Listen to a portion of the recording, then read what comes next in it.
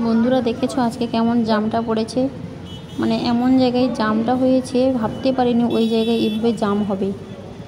তো একটা পেশেন্ট নিয়ে আসে রাস্তায় যদি জামে পড়ে যাই, সঠিক টাইমের মধ্যে পেশেন্টকে বেডে দিতে হবে।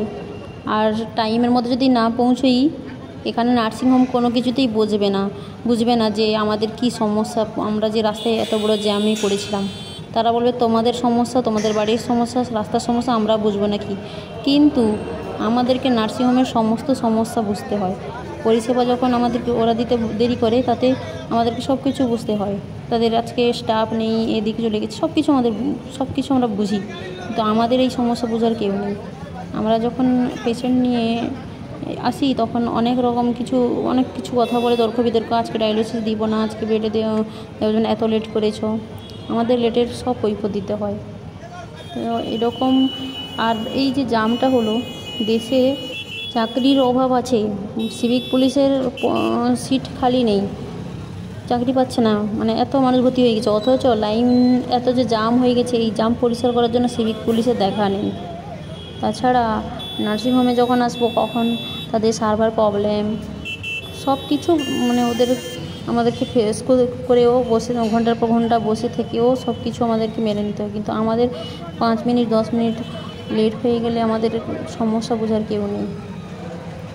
তো সবাইকে ধন্যবাদ। আমি এই কথাগুলো যে বললাম, আসলে ঠিক বললাম কি ভুল বললাম, তোমরা নিজেদের মন্তব্য কমেন্টে জানিয়ে যাবে। কতক্ষণ ধরে আমরা এই জামটা ফেস করলাম, প্রায় 20 মিনিট ধরে, কিন্তু এত বড় ভিডিও বলে অনেক বড় ভিডিও হয়ে যেত। তো তোমরা ভিডিওটা দেখতে থাকো, এই জামটা কতক্ষণ ধরে আমরা সহ্য করেছি, তারপরে আমাদের এখানে কৈফিয়ত দিতে হলো নার্সিংহোমে এসে। এই জামের সমস্যার কৈফিয়তটা কে দিবে বলো তো? তোমরা একটু কমেন্টে জানাবে, এই জামের সমস্যার কৈফিয়তটা কে দিবে, কে কাকে দিবে এই কৈফিয়তটা।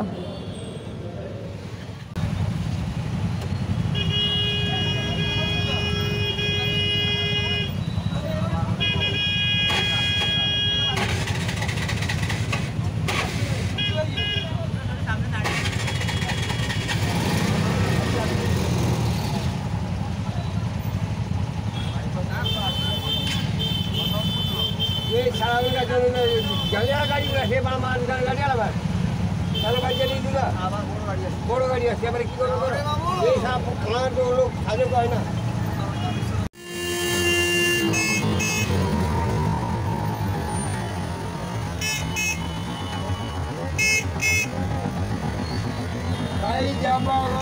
তোমরা দেখলে তো জামটা কেমন হয়েছে। এতক্ষণ ধরে ভিডিওটা ধৈর্য সহকারে দেখার জন্য ধন্যবাদ।